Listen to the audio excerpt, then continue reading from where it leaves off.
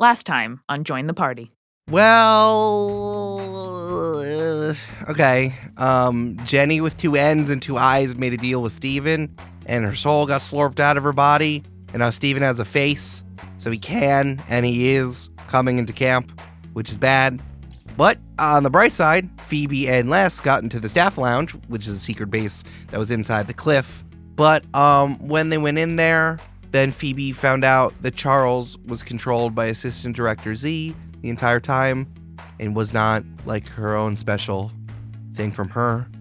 But then Carrie-Ann stood up for herself, but she was then locked in a bone cage, and it was dangerous and scary when that happened. Oh, you know what? Let's not get bogged down in the details, my dudes. It's summer forever, and we're never leaving camp. Let's get the party started.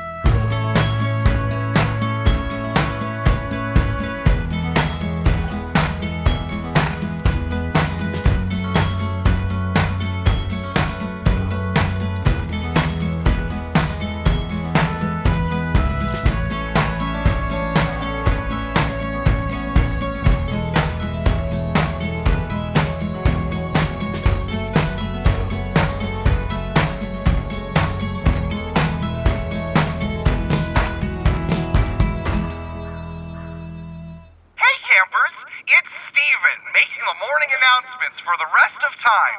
Today, it's summer, and tomorrow, it's summer. And, I could just keep going like this for the rest of time, but really, just imagine it's summer forever.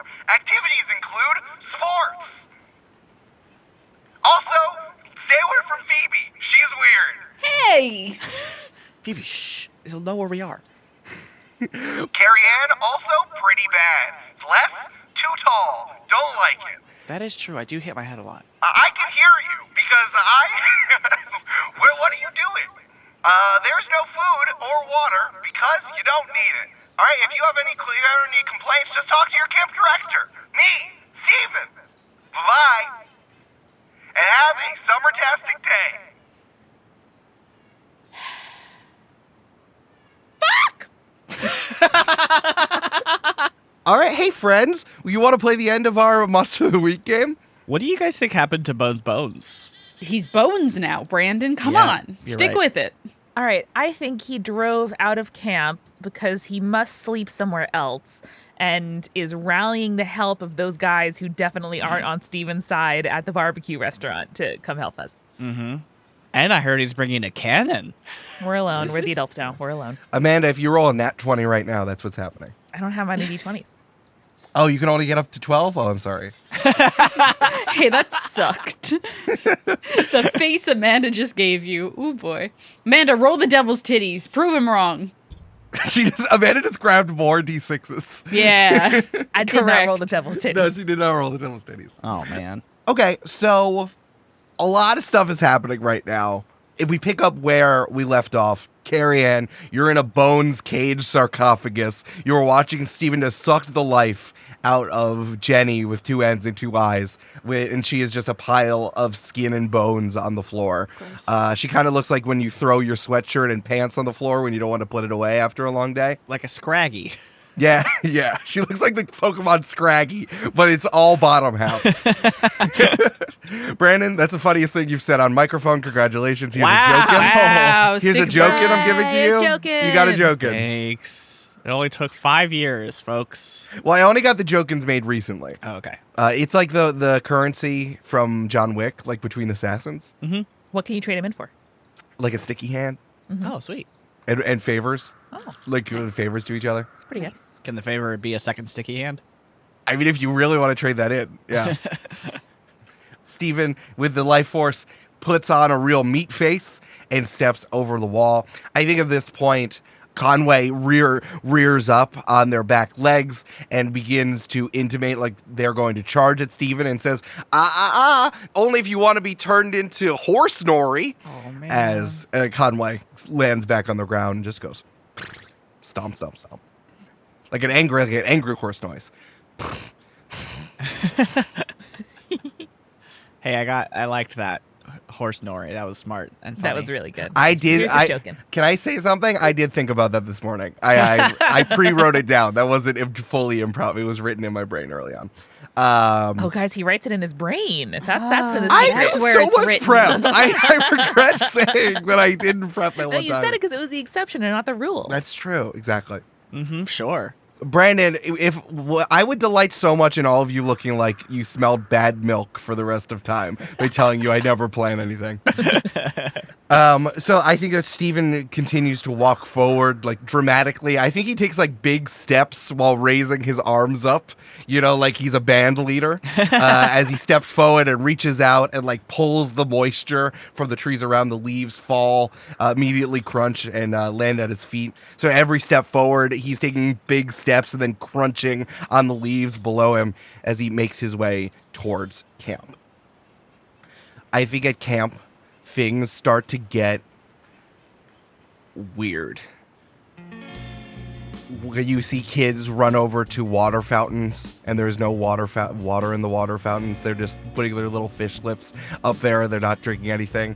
Kids are running over to big coolers of water and Gatorade, and are holding out their water bottles and their little paper cups for it. And then they start just a little drip, drip, drip.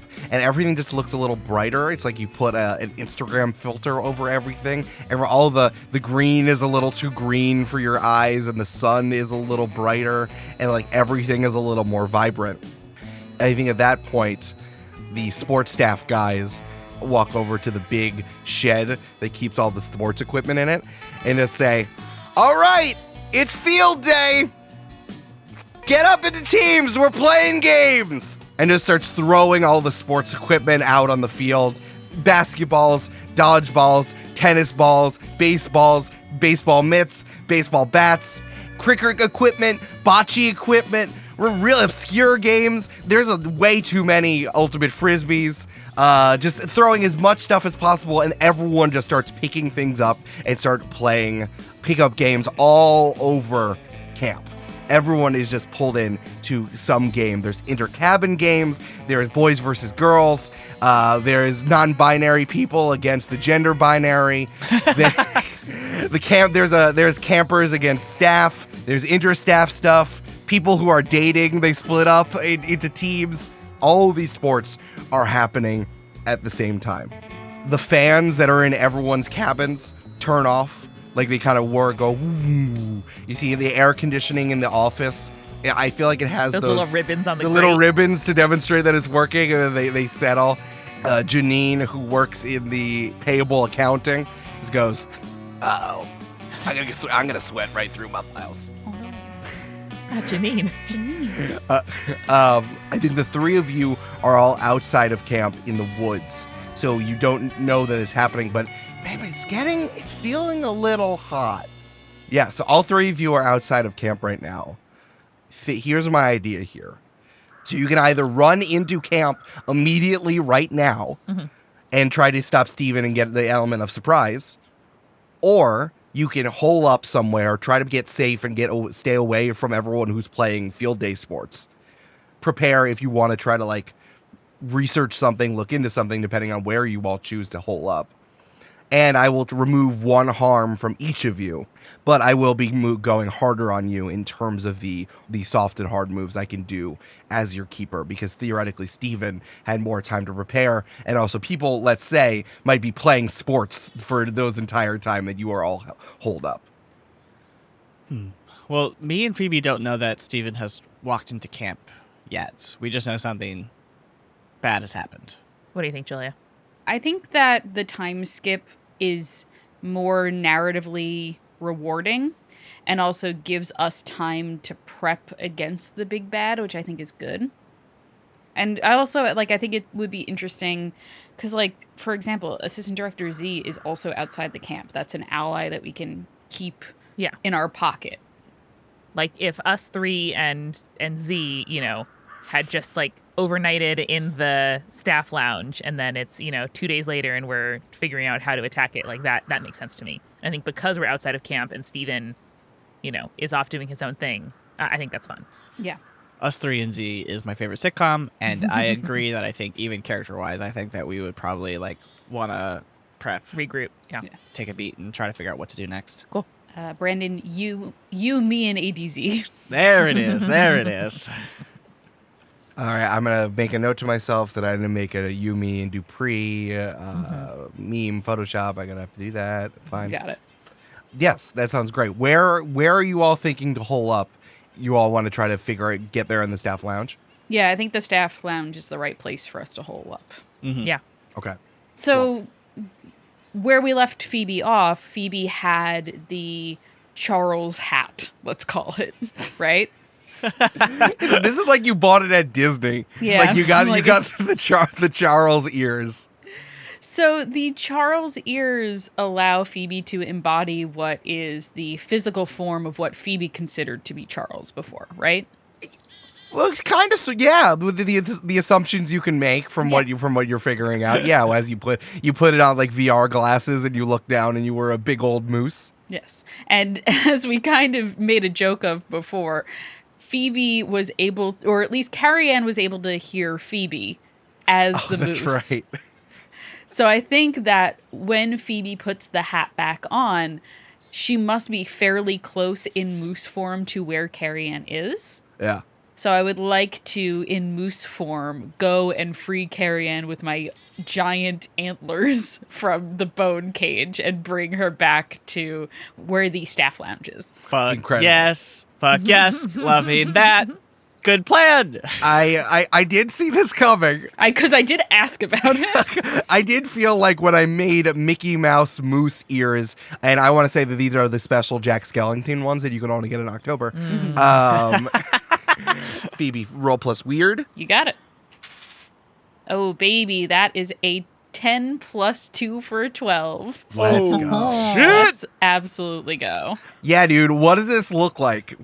A giant, majestic, magical moose. You can kind of see some bones and who's covered in fungi and lichens. So this creature kind of lumbers through the forest and appears near the wall in front of Carrie-Ann.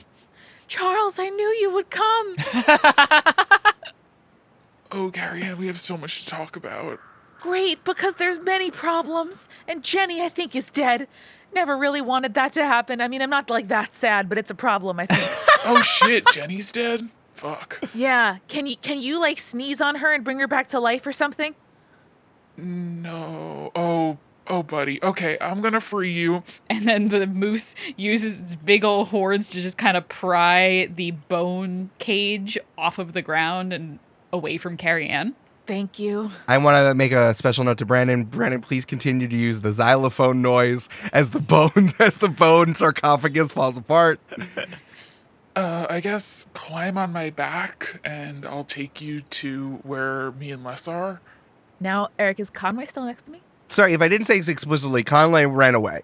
Steven threatened Conway, and Steven is fully just heading towards camp. Steven is not around anymore. But when you do look over, you see that there's like almost like someone Zamboni'd their way through the woods with just like dead leaves, dead grass, dead everything. There's some dead birds and some well, it almost looks like roadkill like on the way as well. I wanted to know because if Jenny's body was still there, I think Carrie-Ann would have to deal with it. But if Conway, gathered her up and took her away. No, Jenny's body's still there. It's a big skin sack with some bones in it. Thank you, Charles. I am... 1 second, I'll climb on in a sec. And then Carrie-Ann, does a big sigh and takes off her sweatshirt.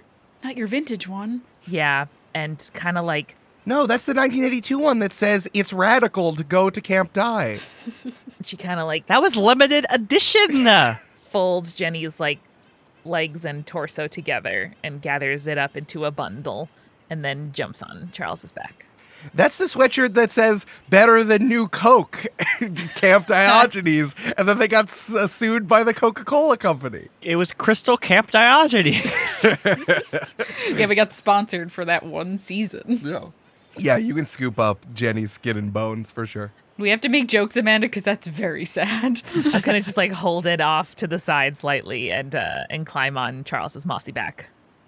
Now, Eric, I do have a quick question. It's not really relevant, but I am curious. Now, when I'm picturing Steven, I am picturing one of those 12-foot, 10-foot, 6-foot, whatever skeletons from Home Depot walking through the woods. Is that correct? 100%. I think that as Steven starts to suck up more of the nature in camp, I think he grows. And now he fully looks like one of those Home Depot 15-foot skeletons with sunglasses on. Well, now he has a real face, so his sunglasses make sense attached. He has his ears, too.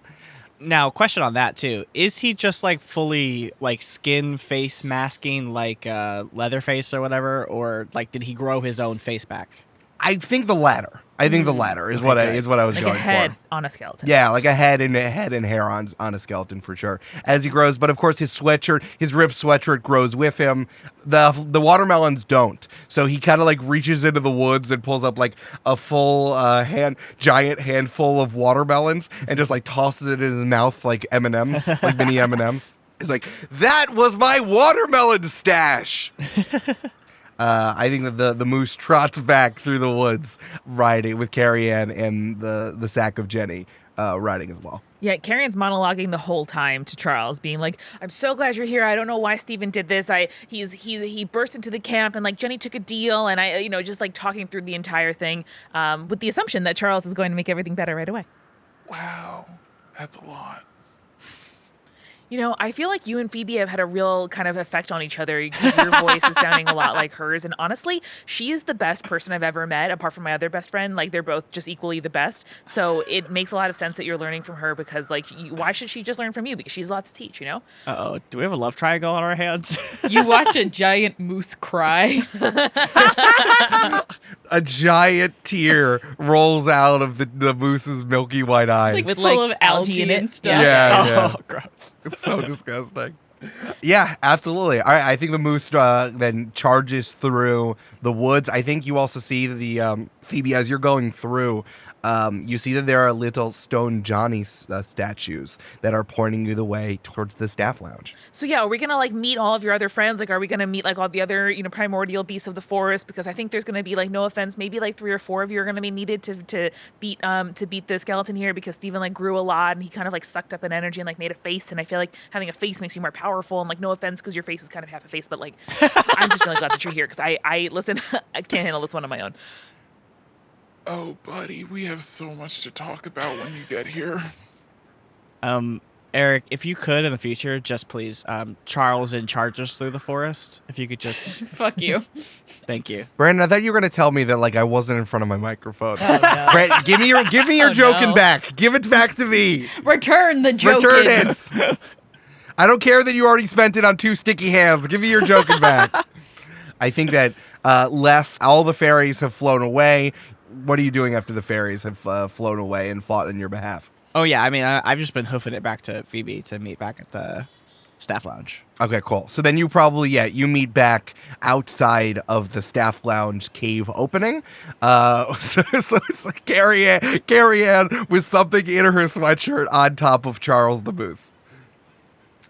Hey, Carrie-Ann. Oh, thank God. Are you okay, Les? I'm fine. You're riding a giant ghost moose? Yeah, this is Charles. Phoebe's friend. Charles is real? Yes and no. That's a weird thing for Charles to say. You guys should come inside. Okay. And then Phoebe's gonna and then Charles is going to lean down, let Carrie-Ann off, and Phoebe is going to take off the moose hat. Ah! Absolutely. Carrie-Ann, as you hop off, and I guess we're cutting, if we're split screening this, Phoebe, you see Phoebe taking the moose hat off. Charles turns around and then like slowly pads their way back into the forest. Wait, but we need you. Oh, you know what? No.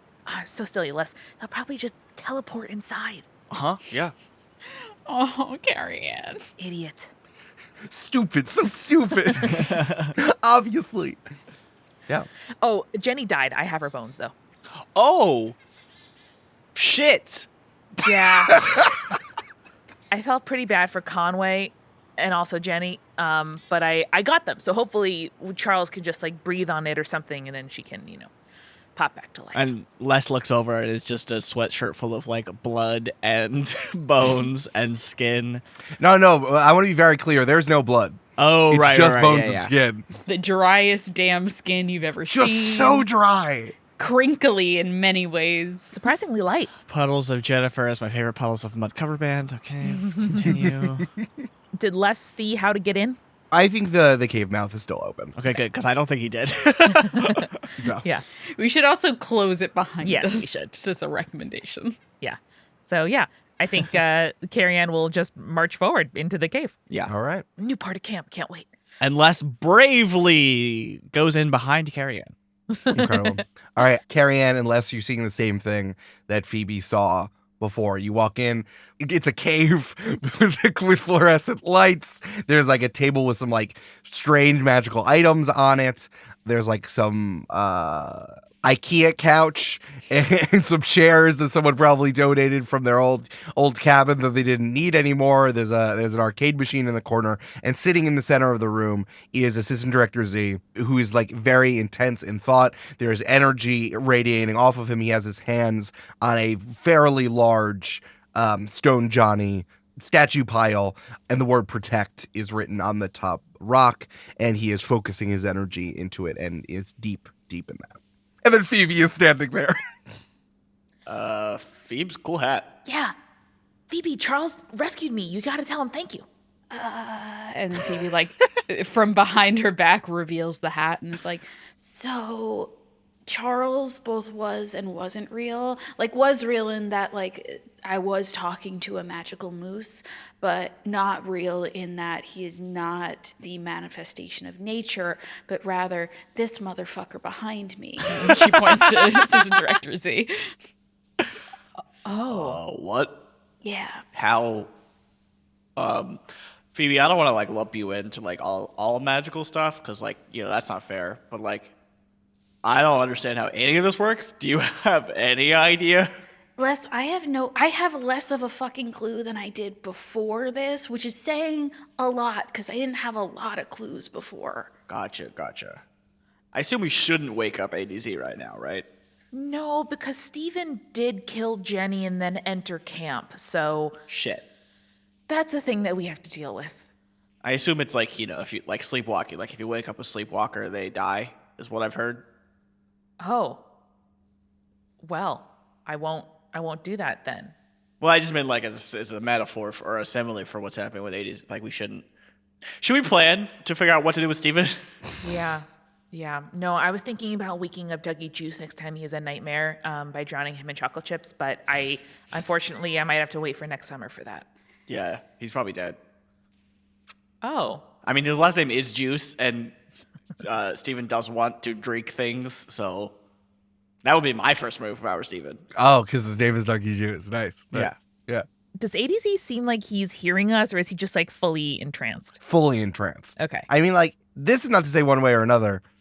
This isn't like waking up a sleepwalker. He won't die if you talk to him. But I'm not saying one way or another if that's a good idea or not a good idea. I'm just saying that, like, you won't kill ADZ if you talk to him. Eric, I know that. Yeah. Les No, is a I just child. want to be clear. I still don't think it's a good idea to interrupt his protection if he's actively fighting the dino. Yeah. Cool. So maybe we can like decamp over to the couch and compare notes about what we've experienced.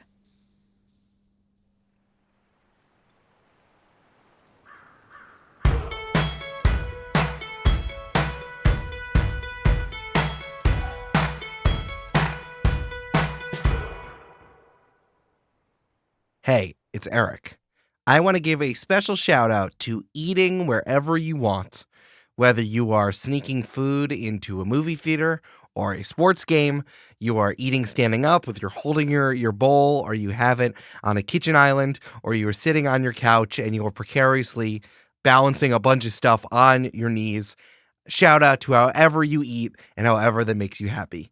Welcome to the mid-roll. I just spent all of Thanksgiving eating standing up at my mom's kitchen island and her yelling at me, but it's at the perfect height for me, and I love eating standing up, so I'm giving the shout out to that anyway. We have so many announcements for Join the Party, so I want to start by shouting them out now. I have made 2 new pieces of digital merch that I think you're going to be really excited about. You can find them at jointhepartypod.com/merch or in the links in the episode description. The first is called More Monsters to Mash, a Monster of the Week bestiary. This is where I've included all of the homebrew that I've made for the campaign. That is 13 monsters and 8 custom moves spread out over 9 mysteries. You can also find the mystery that I made that we didn't record that involved a cursed Mario Party-esque video game, so you can run that for yourself. I hope you thought that sounds fun for you. There's questions and prompts to incorporate my monsters or moves into your own game so you can pick and choose what you want. There's also incredible custom pixel art portraits made by Zoli Poldano, who makes a lot of our art here during the party. She's the absolute best. The second is called 3 Short Games to Build Stories. It's just $5. It's a compendium of all of the world building games that I've run on Join the Party. That is City Planner. That is This Is What My Camp Is Like, which is the name of the game that I did for the campaign and I'm going to be doing for campaign 3. And of course, campaign 2's finest, Bro, You Had to Be There, where you tell a story about something that didn't happen, which was done by Wyvern, as you remember. You can get that at the merch store. I'm really, really happy that I got the chance to work on this, and I really hope that all of you use it in good games and good times and good health. So yeah, go pick it up. I worked on it right before the wedding, and it was so helpful to de-stress my mind. I think you're really, really going to like it. Make your Monster of the Week game or any tabletop RPG game that you have feel as deep and as fun as Join the Party with these pieces of digital merch. Another announcement, streams at twitch.tv/JTB Sidequests. We're moving them to 3 p.m. Eastern for December, noon Pacific, and I'm not sure where it is anywhere outside of the United States. I'm so sorry. But this is going to be so people in Europe and in that area can enjoy it, so everyone can watch as much as possible. We're trying this also because of December and the holidays. So we're going to see how this works, and if people like this time, just let us know. 3 p.m. Eastern for streams instead of 6 p.m. at twitch.tv/JTB Sidequests. And a final reminder for those of you who are listening this week, we're going to be at PAX Unplugged. The premier non-video game gaming convention is in Philly, and we are going to be there from December 2nd to the 4th. Come through. We're going to have a multitude booth. I'm going to have Join the Party merch. Going to have Grumfungo stickers. I'm doing a Games and Feelings live show. If you're in the area, if you're coming, if you're there, please come say hi. Whew, there's a bunch of announcements. Thank you again to our newest patrons, Rachel, Catherine, Lexa, and Marius. We are doing all of this stuff, and we would not be able to do it without the support of 600 strong of you. We always want more. We're always doing more fun stuff at patreon.com/jointhepartypod.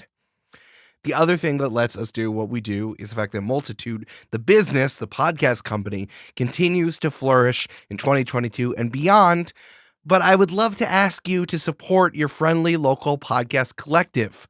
Multitude is a small business that helps creators make a living in the modern media landscape, which is not easy to tell you. For $5 a month, you can join the Multi-Crew, which is where you can listen to our weekly friendly debate podcast, Head Hard Gut. You get access to our pen pal exchange. You get access to monthly live shows and much, much more. Your dollar goes further when you support indie creators like us at the Multi-Crew, which you can check out at multicrew.club.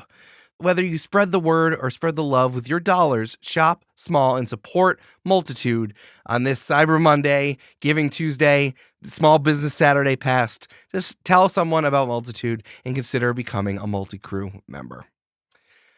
We are sponsored today by Inked Gaming. Inked Gaming can be your go-to shop for gaming needs. It's a great company to keep in mind. It's built by and for people who love games and know what you want. Whether you want personalized products with unique designs, whether you're just looking for a game or some accessories for your GM, a friend, or just to make your own gaming setup a little bit cooler, you got to check them out. So sweeten the deal for Join the Party listeners. You can get 10% off only if you do what we say. Simon says heads on your head. Simon says touch your knees, touch your toes. Go to inksgaming.com/join the party and use promo code join the party at checkout. Simon says the discount is automatically applied once you check that out. That is inksgaming.com/join the party and use promo code join the party at checkout. We are also sponsored today by Backblaze. They provide unlimited computer. That is unlimited computer backups for Macs and PCs at just $7 a month. Recently, again, I was hanging out with my mom. She was complaining about the price of Starbucks drinks. And like, listen, spend that money on however you want. I'm not going to judge you. But like, if you get like an extra pump of vanilla and an extra espresso into like a latte, that's just $7. You could spend that money on that very specific latte order on backing up your data forever. You can back up documents, music, photos, videos, drawings, all of your data backed up on the cloud, and you can access it using the Backblaze iOS or Android apps. They have restored over 5 billion with a B, files for customers. They are the premier backup people, and they know how to keep a cool head when you are in a bad place when all of your data is gone. You can get a free, fully featured, no credit card required trial at backblaze.com/JTP. That is backblaze.com/JTP for a free, full featured trial. And finally, this show is sponsored by BetterHelp. I wish I had a hard restart button. That would make everything so much better. Because, like, I'm not even talking about, like, an off button, one that would make me just, like, go to sleep, which I would also love. But just, like, a hard restart button while everything's happening. I can just, like, hit that, and then I'm fine. Turns out it's, like, sit on my couch and play Pokemon for 36 hours, which isn't great in different ways, but it sure does hard restart my whole brain. And I need to be, like, eating. Food needs to be readily available at all times. But, of course, it took me a really long time to figure that out because my brain doesn't have a user manual. But closest thing we have to user manuals for our brains is therapy, and BetterHelp Online Therapy can be the best way to get that therapy. As the world's largest therapy service, BetterHelp has matched 3 million people with professionally licensed and vetted therapists available 100% online. Plus, it's affordable. Just fill out a brief questionnaire and a match with a therapist. If things aren't clicking, you can easily switch to a new therapist at any time. It couldn't be simpler. No waiting rooms, no traffic, no endless searching for the right therapist. Just learn more and save 10% off when you go to betterhelp.com/join the party. That's better, HELP.com/join the party. And now, back to the show.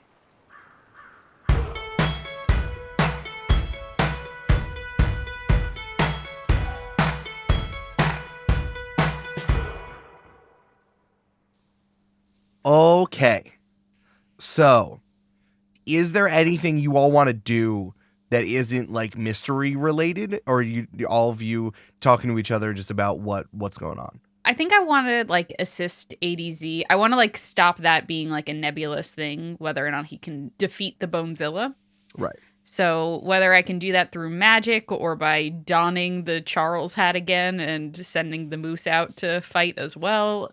Sure. Why don't you give me a use magic roll to see how you can be of service here? Are the fairies also helping, Eric? They are helping. They're just also being affected by Steven. And now that Steven is a 20-foot skeleton in there with summer powers, he has changed the whole landscape here. He has everyone under a certain amount of thrall within the area of camp, including the fairies themselves. The fairies were able to subdue and distract the Bonezilla as it was happening, but I think that they're also playing, like, I guess what can only be described as basketball, but in 3 dimensions. So, like, they're also kind of involved in everything that's happening, especially, and maybe I didn't get to touch on this before, was like Greenbrook and Steven had a relationship that, like, for all intents and purposes, Greenbrook being the head of the fairies was like almost like he was there, like, I don't know, like the mafia to John F. Kennedy, you know what I mean? Or like to a corrupt mayor. They were this muscle or this magical power while Steven was kept outside of the wall of camp. So without Greenbrook, the fairies are like, fuck this guy, but the fairies are no longer allies of Steven, so they are also just getting totally summerified just as much as all the human campers and staff. Gotcha. So I think the fairies are no longer helpful, unfortunately. I think that I would probably try radioing the director, but that is all that I would want to do before we kind of go into the next phase. So wonderful. What I would like to do, and we can do all of this stuff after we're established this, I would love to Monster of the Week revolves around a mystery. So let's establish the mystery here. So let's do the beginning of mystery stuff. Phoebes, let's give me a premonition. And Carrie-Ann, let's see what your sect move does. I rolled a 7. Ooh, a 7. This is interesting. Something ambiguous. Yeah, clouded visions of the future. Phoebe, I think that as you were able to pull yourself together and you're telling everyone what happened and how you got in and what the password is to get into the staff lounge, you do one more That's So Ravening as you get pulled somewhere else. You are in a very hot room. It is dark. There are candles on the floor, and the three of you are all holding hands and concentrating very hard. Good vision. You come back and you're like, did I sweat through my t-shirt? Am I still sticky? Oh. Or I will be sticky? Huh. Okay, Julia, once a day you're going to get sticky, but you don't know when. Incredible. For my beginning of mystery situation, my sect move requires being in good standing with my sect, which I don't think I am. Sure. What do you guys think? I mean, I feel like Carrie-Ann is not advancing Camp's best interest. She's advancing her own judgment right now. And I think instead, if you would permit it, Eric, I would love to use my move Mentor, which is to contact my mentor for info, rolling plus sharp, and try to radio the director. On a 10 plus, I get an answer to my question. 7 to 9, they're busy and can't help, or they answer, but I owe them a favor. And then if I miss, my question causes trouble. That's fair. I think that we can start there before even we learn anything about the mystery itself. Thank you. Yeah. Oh, guys, Mm-hmm. it's the devil's titties. Yeah! The devil's titties. Plus sharp is a 13, baby. Let's go. All right. So what do you get? What do you get from hitting that real hard? I contact my mentor for info and get an answer to my question, no problem. Sure. On the wall, I think that there is like I could only explain it as what looks like it's like a CIA phone. It's What? Like, it looks ominous. It has a Nice. big flashing light next to it, and it's just kind of like installed on the wall of the cave. Eric, I love this piece of world building, but I do want to first try the radio that I had passed to Les and Phoebe, because I don't want her to know where we are necessarily. Oh. Can I try that first? Yeah, I mean, with a crit, you definitely can do that for sure. Okay. So I'm gonna say walkie me and then hold out my hand. Phoebe just tosses it at you. Yeah, best friends. And then I'm going to press the button and say, Carrie-Ann for the director, over. I depress the button. Have you gotten eaten by Steven yet? Over.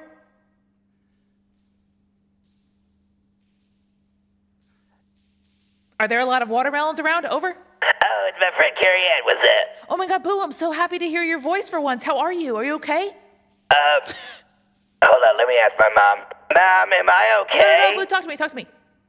My mom says she's shaking her head sadly. I can't really read adults well. What does that mean? Over. I mean, you're still there. We've practiced leaving your body and going back into it before, right? What? No. What happened? Were you going to help me with that? Because you didn't believe me when I told you I did that.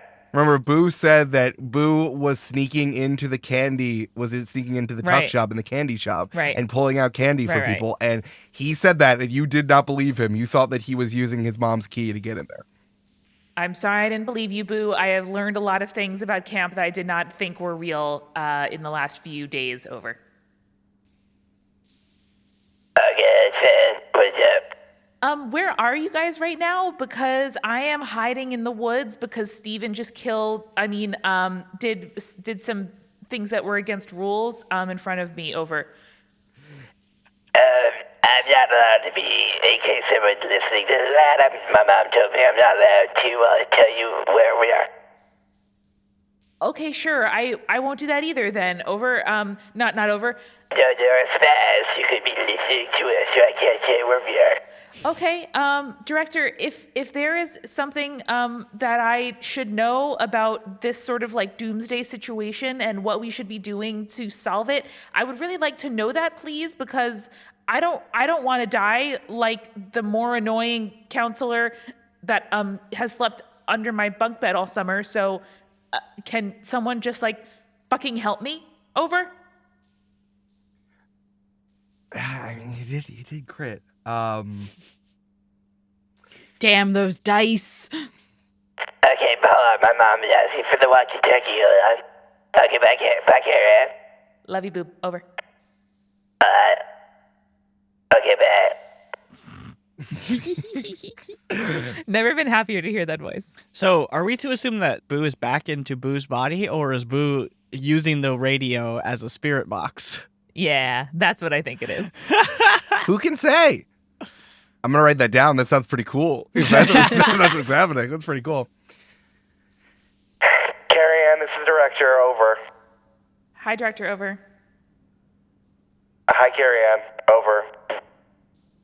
Please answer my question. I'm really tired of this. What should we do? Over. I'm not sure. I'm still trying to figure that out. There isn't anything in the camp's handbook about what happens when Steven comes in, because the whole thing there's plenty of things in the camp handbook to keep him out. We don't exactly have a Steven is making Eternal Summer happening plan.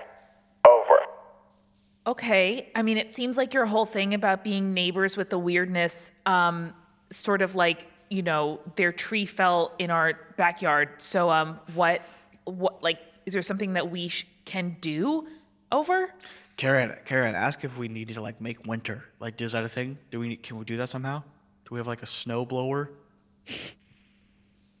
Les, I'm not trying to be critical, but I don't think that making winter is going to help against this. But okay, fine. Les wants to know if we should like make winter, or is there a snowblower? Over. Do you know where Assistant Director Z is? Over.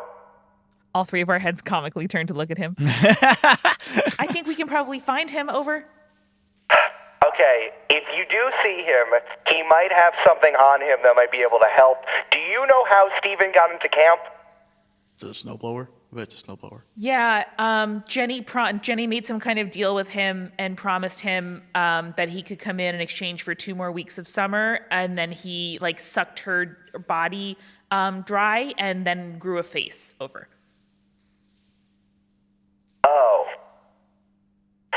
Yeah, I was pretty traumatized. I have her bones though. Over. Okay, hey, Carrie-Ann, I'm sorry you were traumatized. I'm going to say something that's going to feel a little callous. Just brace yourself. Honestly, one of the best ways we could have been betrayed, honestly. So, there are actually 2 solutions you can figure out. I don't feel secure enough to say this over the walkie-talkie, but it's actually quite good. If you're able to talk to Assistant Director Z in person, or if you can find me, if we end up running into each other, I can tell you exactly what I'm thinking. Unfortunately, I am hunkered down at the moment. I cannot tell you where I am. Boo is with me. In spirit. So don't worry about finding him, okay? Okay. Over. Thank you. Good luck. Over. Stay safe. I know you can. I believe in you.